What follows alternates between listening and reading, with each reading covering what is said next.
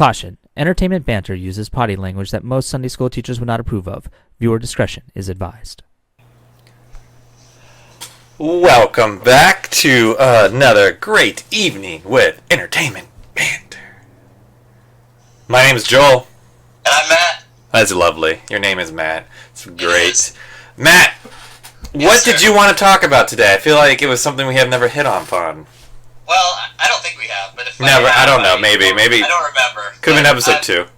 Yeah, maybe episode 2. Who cares? Or periodically throughout other ramblings of bantering that we tend to do. But one of the things that I've been doing a lot of movie nights. Every Friday night I've been watching just old school movies. Wait, hold on. Yes. You're doing movie Yes. nights Friday nights when you don't really do anything during the week? You know what? I do things that you don't know about. Behind the scenes entertainment stuff. No, It's exciting I don't- times. It's exciting times that we live in. Absolutely But anyways, don't believe him. I've made it a conscious effort to go back and really watch movies, as they intended. I shut the lights off and blast the sound. Watch it on the biggest screen I've got, and it's good. It's fun to watch them. But anyways, the one thing I thought of was movies are great. Plots are always good. Characters that are well developed, as we've talked time and time again about, let's say Marvel than anything else. Really? But, You had to bring it up already. I had to bring it up. Not even a But minute no. in. But one of the major characters that I think is completely underplayed by the average audience goer is the score, the musical score, the music score that goes along with the movie, and it can make or break it. And I started thinking about it because I've watched documentaries of how movies are made in the past and stuff, and sorry folks, I mean I grew up watching it, but Star Wars, it came out during a time where they were playing some really funky modern era music for all their films, like Steve McQueen and all that stuff. They played like their 70s, 60s, like Shaft. Woo! Yeah, they played that. They played whatever was popular at the time in the feature. And for a moment, there was some consideration for Star Wars that they were going to do the score like that. And I'm glad they didn't. I'm glad that John Williams and George Lucas both agreed that they wanted a timeless, so to speak, score. Because I think that would have completely changed the outcome of Star Wars. I think what people liked about Star Wars, whether they knew it or not, was John Williams' score. And if you had something like funk from, like Shaft or anything else playing while Luke's wielding a lightsaber, maybe it'd be hip today, but it wouldn't last forever. It wouldn't be hip today. Come on. But it got me thinking, okay, everybody knows what certain scores or themes sound like. You got Indiana Jones. A lot of it's going to be John Williams, at least people that grew up in the 80s and 90s. Yeah. But, Jaws was John Williams too, wasn't it? The Dark Knight, people can hear that deep bass sounding, they had that, da-dum kind of sound. So, Jaws, obviously, everyone's got a theme. Even, the NFL has their theme. Dun, dun, dun, dun, dun, dun, all that. News, CNN. Yeah. Which John Williams wrote some of the scores for those too. So I just got thinking, the score plays a huge part in the movies that we watch, and it can make or break it. And I was just going to ask you, are there any movies that stand out in your mind that you liked maybe because of the score, or you didn't like because the score was so crappy, or there was no score? Is there any movie that stands out when you think of music? Of course, John Williams stands out. I'm a huge fan of Hans Zimmer. Yep. Not because of Pirates, even though he did Pirates very well, and he's a very horn heavy kind of guy, and I think He's done a lot. he's horn heavy. I think Williams is more of a string. No, he's not string heavy. Is he string heavy? It depends on. He's what I like about Williams is he's a character theme based composer. So, for example, every character has a theme. So, and he will mix. It's kind of like Peter and the Wolf. He'll kind of mix the themes together. If that makes any sense. If Leia's in the scene, or if Luke's in the scene. Yeah. I mean, I guess it was kind of hear stringy. subtleties of those. But I really enjoyed Hans Zimmer. He did a lot of stuff. but his more recent stuff I've been liking a lot. Like in oh Did he do man, Last Samurai? he what? Did he do Last Samurai? I feel like he. Not I get sure. my composers mixed up. Because I But know he- James Horner. But he did I liked Inception. a lot. And I liked Inception a lot. Yeah. One score that I really do appreciate is I think, is it Goldsmith? I can't remember. It might be Jerry Goldsmith, or I can't remember his name, Jerry or not. But it was the Rudy soundtrack. That's actually a really beautiful score. The Rudy That one. sounds really, yeah. Who did it? I want to see. I think it's Goldsmith. I can't remember his first name. I think it's Jerry Goldsmith or something like that. But it's really well done. Then there's Hans Zimmer has done a lot too. I want to say he did The Last Samurai. I thought that was a beautiful score. Gladiator. I think he did. James Horner did more like, I wouldn't say sappier sounding scores, but he did like I think he did Titanic. He did The Land Before Time. He's done some like simpler. Land Before Time. Yeah, don't knock it. Listen, you were a kid once, and that's. I like Land Before Time. If you don't cry when his mama dies, there's something wrong with you. Because that again, that's a tribute to James Horner, in my opinion. James Horner, did he do James Field Horner. of Dreams? James Horner did do Titanic. Yeah, and Field of Dreams, I think too. Field of Dreams. Yes, no. I don't know. It's not listed yet. He did do Star Trek. Yeah, he's done some of those too. Yeah, Mm-hmm. Oh, the old He's movies, done a not the lot new of- movies. he's done a lot of movies. He's done a lot of great scores. Yeah, so He James did Horner. Jumanji, Casper, The Grinch Who Stole Yeah. Christmas, Braveheart, Apollo 13. That's right, Braveheart, Apollo 13. Those are great scores that he's done. That's right. Field of Dreams, son. That's what you're thinking? Yeah. Yep. Field of Dreams. No, So, yeah, I don't see it on here. I just said that's what you're thinking. yeah. I'm pretty sure he did it. Wasn't Field of But, Dreams with Robin Williams?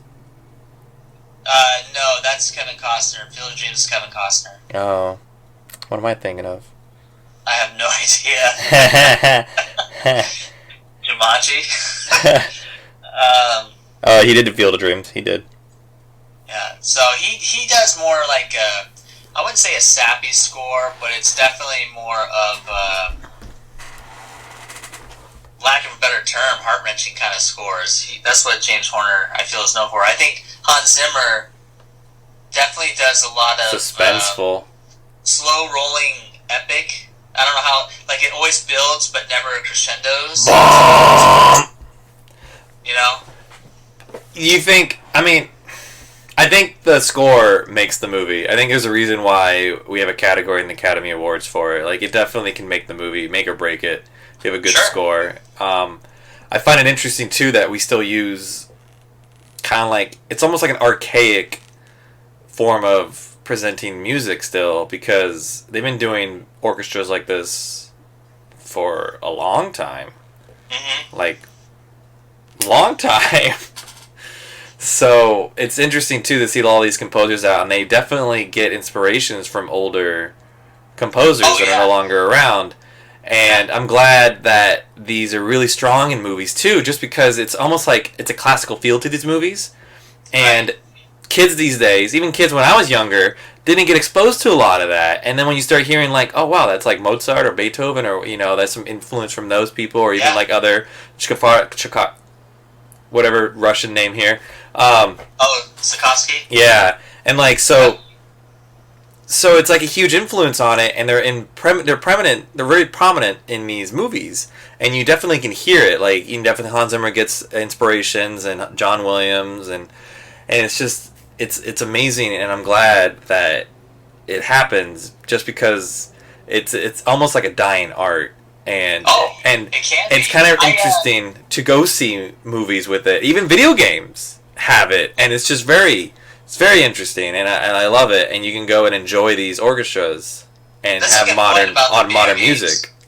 That's a great point, because some of the soundtracks I've actually purchased are from video games and from TV shows. Believe it or not, cartoon television shows, and they are amazing. And you can tell like certain composers tend to. It's funny how you mentioned the great classical people, because in a weird sort of way, the modern score that's being composed kind of piggybacks off of the people we were talking about, Horner, Williams, all those guys. They're starting. That was their influence, and you can tell it's kind of coming through a little bit on these newer, younger guys. It was short-lived. It was a short-lived show, but the Thundercats show that came out in the what? Yes, shut up and listen to me. There's a Thundercats cartoon show that came out.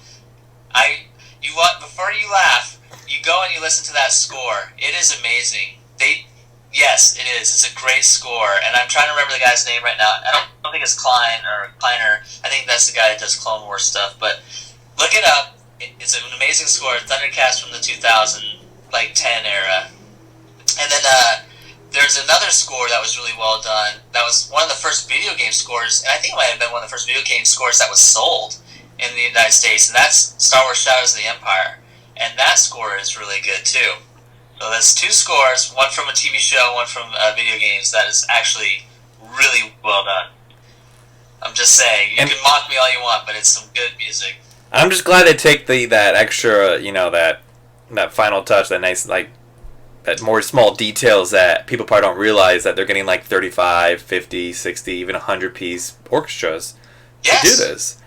Yes. And I'm glad they do, because it adds that extra feel to it. A lot of these movies, you get the feels, you get the fancy feels, during the movie, and it's because of the orchestra. It's all the, they put so much passion into it.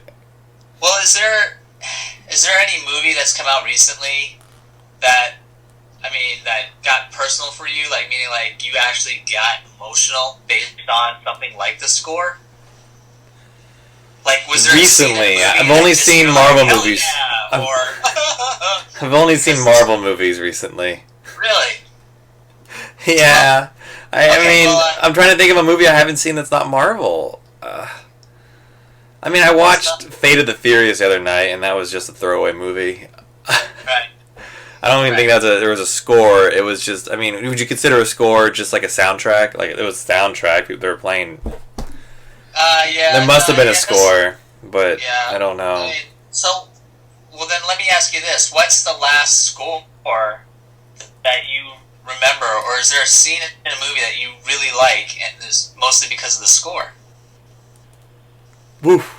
That's a loaded question, because Inception's the only one that comes to my mind right now, because I just talked about it, of course. So, it may not be the most freshest one, but it made you feel, like when that train was coming down in that dream, and it was like, boom, the horn. It was just, it was awesome. Or even watching World War Z, like, when just watching the trailer and having them, like, go over the city and you see the zombies, or not really zombies, but the infected there, and it, it plays this, like, menacing song, or this low beat sound, and you're just like, you're bringing in the gravitational of the situation. Yeah, that goes back to that Hans Zimmer type of theme, where like, it always builds and builds, but somehow it never crescendos. It's just a constant playing of tensions. No, I think there's a peak. There's a climax in Hans Zimmer. You think so? Yeah, like in Batman Begins, like what would be like? Can you hum me the climax? You know what I mean? I haven't watched Batman Begins in a long time. I wouldn't be able to. Or any I won't be able to climax for you anyway right now. Yeah. So. I guess that'll be for later. Oh, we're in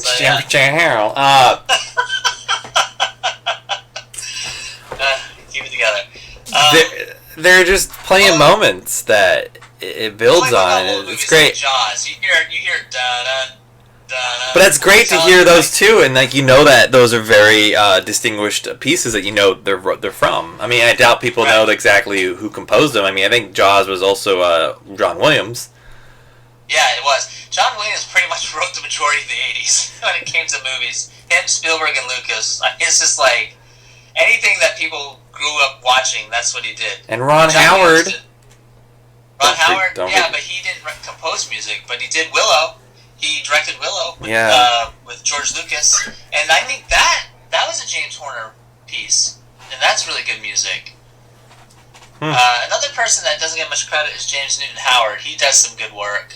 You know a lot of composers. See, that's the thing. I don't know that many composers, and I'm kind of ignorant on that. But I do appreciate a lot of them. One of my audio engineers I was working with used to, as sound checks, some of them used some shitty ass music here and there, but he always did music scores, and it was always cool to listen to in a theater, like hearing everything, like you feel it. I mean, it's not as good as the real thing, but it's still. It's nice. Oh yeah, absolutely. It's funny you were talking about all the different composers and how it all comes into play. It's for me, when I watch a movie, I'm very in tune to the music, and a lot of times if I am watching the movie and I start to feel any kind of emotion, the first thing I do is I immediately start, I know it's kind of weird, but I immediately start paying more attention to the score.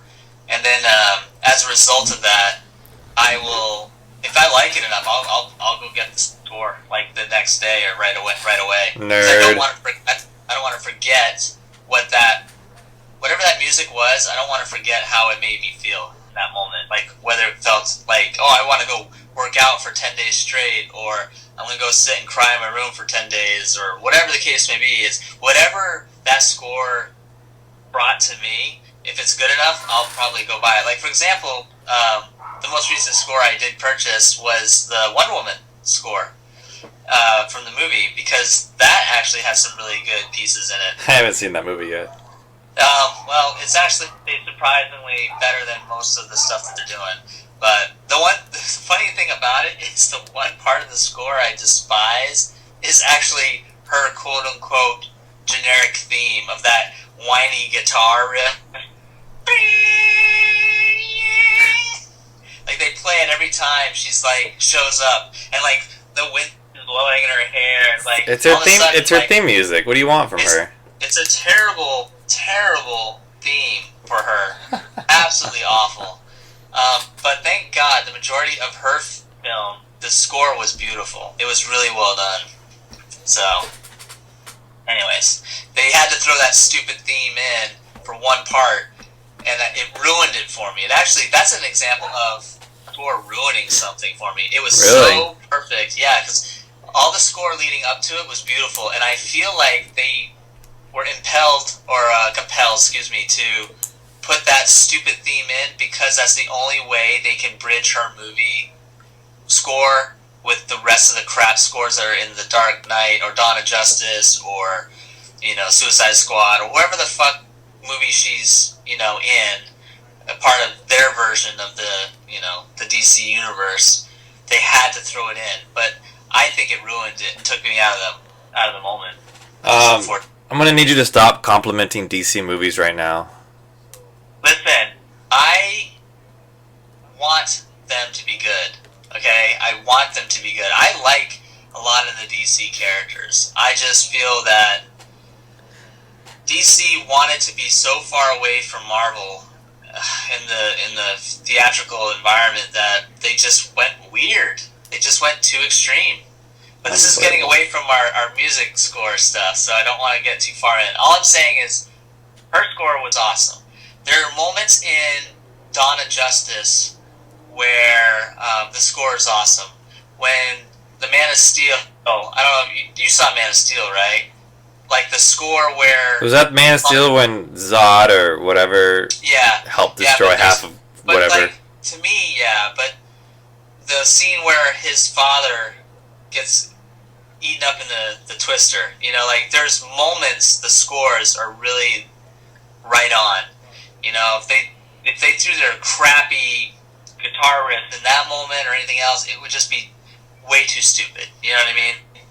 So sure. I don't know. It's just, has there been a movie where you've watched it and you were taken out of it because of the score? Can't say for certain, because there's a lot of shitty movies out there, and I don't know if it's the music or it's just all low budge. Who knows? Oh, yeah, the whole thing. Yeah. I find that there are professionals out there and they make really good choices. Yeah. To be honest, Yeah. It's hard to judge. It makes you think as a director too. Like, I mean, besides a good script, and even if you don't have the best cast, I really feel like that composer has to be right there with you. There's got to be a lot of collaboration. There has to be. I mean, of course there is. Not just there has to be. There is. I mean, that's how you make a great movie. Everyone's collaborating and working together to get the the idea of what the director sees in his head out in life. Right. I'm glad you're saying that people are that you've listened to music and you want to like remember what you felt when you heard it the first time, like either whether it made you wanted to inspire you to better yourself or not inspire you but then make you sad, like you still want to listen to it. And I think that's great to talk about that just because it makes you human. Right. It makes you human. You want to feel that. And I actually enjoy a lot of movies that makes me almost want to cry, if you will. Yeah. Just because that feeling is such an amazing feeling, just to know that you're alive yourself, you're a human being, you feel like you're living this moment, and it's just so like you get the goosebumps, you get the whole like hair back your neck standing on end. It's just it's like a crazy experience and a feeling, like it almost makes you want to experience this more, and it's almost like adrenaline coming through you, and it's just an awesome feeling. I think it's interesting because you know how like athletes will listen to whatever, mostly I'm guessing hard rock or whatever, based on their, they're going to be in a competitive match or something. They want to get pumped up, so they listen to their favorite rock music or whatever the case may be. Yeah, it does stir that emotion up in you. For me, the reason why I brought up Rudy is I feel like, I don't know if it's just good writing, good director, good story, all of the above. Mm-hmm. The scores, to me, is just one of the best scores ever written. Rudy, a football movie? But see, the Rugby? thing is, it is a football movie, yes, but that's not what it's really about. There's a lot of football movies out there. Yeah, but this movie is not about football. Ain't no mountain high and low. It's about chasing your dreams, Joel. It's about chasing your dreams. Chasing your dreams. Working hard and I recommend all our dreamers out there listening to this right now to chase your dreams. Never give up. Adversity. You can have a podcast of your own too one day. You just gotta work hard at it. Somebody's gotta be able to stomach listening to you as well. Do they? I mean, you can just keep making podcasts. I mean, don't give a shit. This is your dream. You know what? That's right. As long as we keep getting that advertisement money, I don't care. I'm gonna dream bigger next time. That's not why we're doing this. We don't have advertisers. We're not making money on this. No. We're rich and fans right now. We are. Yeah. We're actually sitting in our hot tub right now drinking. Don't shut up. No, we're not. I hate you. I want a hot tub. But no, it's true. I think music's really important. So, anyways, that's it. I just thought it was an interesting subject to bring up because I don't know if the average moviegoer these days picks up on it. So you feel like you're coming to an end. So I want to ask you a question. I don't want a final thought on this because I think I've said what I needed to say. But I'm going to ask you something. So, back in the olden times, many... How far back are we going? I don't know. 1,000 years? I don't know. When was Mozart on this earth? When was Beethoven on this earth? Yeah, okay. Alright. Probably wasn't 1,000 years ago. Was it 1,000 years ago? No, it was probably like a few hundred. No. Few hundred. Yeah. So, okay, so what's your question? They used to compose, and they used to produce music, and they used to put concerts on, and it was magnificent. It was amazing. People would go out and see them. They were stories, almost like an opera. They would tell a story. So now we have that equivalent now is from that we evolved into movies. Yes. Because now if you go and see a Mozart, you hear Beethoven play, it's just repeating what they did back in the day. And it's still magical, it's still beautiful. But now, do you think... So that technically transferred to now all the new original content is now in movies. Do you think in the future Do you think people will look back at John Williams and like Hans Zimmer as people that innovators that were just like Mozart and Beethoven? Would you think that that's what, not only did they take inspiration probably from them and many others that I'm not naming right now because they probably have very hard Russian and Polish last names that I can't pronounce. Well, these guys are only a couple hundred years ago, and we True. still listen. And a few of them are probably still alive that they take inspiration from, to be honest. Yeah. Or just passed. Yeah, we listen to them. So even now, so I don't think good music will ever die. I think that's a great question because to me it's a bigger question because it can go back to like people who question the Bible if it's real or not because it was written so long ago and it was written by so many people. I mean, you go back to a little over 7. What is it? 7? No. Oh my God, no! 16 years ago. Now September 11th happened. Yeah. And months afterwards, everyone was throwing out these bullshit conspiracy theories. So people don't believe that even happened the way it happened. So it's hard to say because people inside job people. Yeah, people are just surrounded by dumb people, and so dumb people are going to try to ruin what it was and make fact, folklore, and myth, and whatever the case may be. The real question is, are they going to believe Mozart existed, let alone John Williams? Well, do you think people lost a little respect for it because now it's just for movies? No, I don't think so. I think because of movies, we're lucky to have it. I mean, I guess in a way, movies are the gateway that keep it going. Because here's a perfect example. Here's a final thought. I don't expect you to answer it, but this is how I'll end it. Is name me a composer that hasn't composed a feature film. Just name a composer that's composed something and has played it in a symphony. I don't know one. Do you? Like a modern day Mozart. He doesn't do soundtracks. He just composes music. Or she. No, they all do. I only think if they do movies. Yeah, they only do movies. They do music. They don't. On Broadway. That's what they go into. That's what you do. But there's because some that's people out there that might do that. But I don't even know. Do they have a venue to show that kind of work? Is there like, like we have, what is it? I'm so tired right now. They have indie films and indie film channels. Where the hell are the indie radio stations for new and upcoming composers that don't want to do soundtracks or don't want to do musicals? Do they exist? If they do, let's come out. If you're listening to this, come on out. Yeah, come on out. Let us know what you're doing, where you are, and how we can listen to you. I don't know if I'll listen to you. I'm not into it. Maybe. I have no idea. I don't know. Well, it's an interesting thought. Let's leave it on that. This concludes our transmission. Entertainment Banter. Yeah. Hey, you know it. My name's Joel. And I'm Matt. And I'm done. My outros are better than Joel's. Don't believe me? Watch the next video.